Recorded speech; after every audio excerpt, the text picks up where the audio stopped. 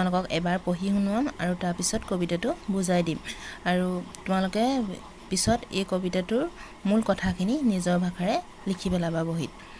এতিয়া আহাচোন কবিতাটো আৰম্ভ কৰোঁ। মেধি তীৰ্থলৈ যায়। কলিয়াবৰত মেধিৰ ঘৰ, নাম গোৱাত সুখ্যাতিবৰ। কানিয়া মেলতো সবাৰে মাজত মান ভাক্তি পাই, পুণ্য কৰিবৰ মনেৰে আজি মেধি তীৰ্থলৈ যায়। লেখি বুজি মোনাত ভৰি, ললে টকা আহৈ কৰি। ললে ভৰাই কানিৰ টেমাটো ওলাল মঙল চাই, গোটেই গাঁৱতে উঠিল ঢৌ, মেধি তীৰ্থলৈ যায়।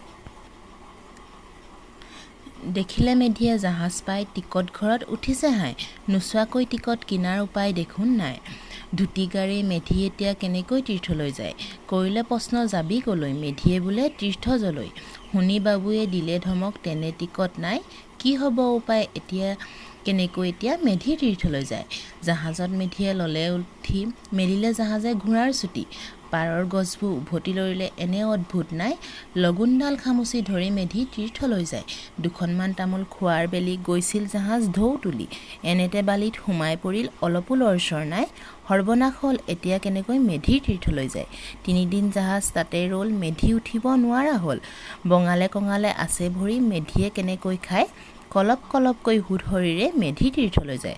আৰু কবিতাটোৰ কবি হৈছে দণ্ডিনাথ কলিতা। মেধি তীৰ্থলৈ যায় কবিতাটোত তোমালোকৰ এজন মেধিৰ কথা বৰ্ণনা আছে আৰু তেওঁৰ ঘৰ হৈছে কলিয়াবৰত আৰু তেওঁ মানে পুণ্য অৰ্জন কৰিবৰ বাবে তীৰ্থলৈ যাবলৈ ঠিক কৰিছিলে আৰু সেই এদিন মঙল চাই দিন এটা ঠিক কৰি টকা হৈ কৰি আৰু কানিৰ টেমাটো মোনাত লৈ তীৰ্থলৈ বুলি ওলাইছিল। আৰু এই কথাটো গোটেই গাঁৱতে মেধি মানে তীৰ্থলৈ যোৱা কথাটো গোটেই গাঁৱতে প্ৰচাৰ হ'ল। আৰু মেধিয়ে জাহাজ ঘাট পাই তাত বহুতো মানুহ দেখিলে, তথাপি তেওঁ এটা টিকেট কিনি জাহাজত উঠি তীৰ্থলৈ যাত্ৰা কৰিলে। আৰু জাহাজ তীব্ৰ গতিৰে আগবঢ়াৰ লগে লগে পাৰৰ গছবোৰ উভতি লৰ মৰা যেন লাগিল। আৰু এনেকুৱা দৃশ্য মানে আগতে যিহেতু মেধিয়ে দেখা নাই, আগতে জাহাজতো উঠি পোৱা নাই, সেয়ে তেওঁ একেবাৰে অদ্ভুত দৃশ্য দেখা নিচিনা লাগিল আৰু তেওঁ ভয়ো খালে। আৰু ভয় খাই তেওঁ কি কৰে, নিজৰ লগুণডাল খামুচি ধৰিলে। অলপ দূৰ যোৱাৰ পিছত জাহাজ যেতিয়া বালিত সোমাই পৰি 3 দিন আৰু 3 দিন সেই ঠাইতে মানে বালিতে তেওঁলোক মানে ৰৈ থাকিবলগীয়া হ'ল। মানে সেই জাহাজখন লৰচৰ কৰিব নোৱাৰিলে।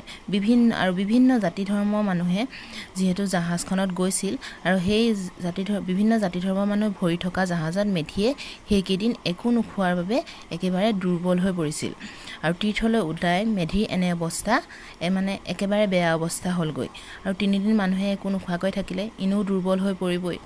আৰু তেওঁ সেই নৰীয়া গাৰে মেধি তীৰ্থলৈ গৈছিল। আৰু এই কবিতাটোৰ মূল কথাখিনি ইমানে আৰু এই কথাখিনি তোমালোকে নিজৰ ভাষাৰে তোমালোকৰ বহীত টুকি পেলাবা।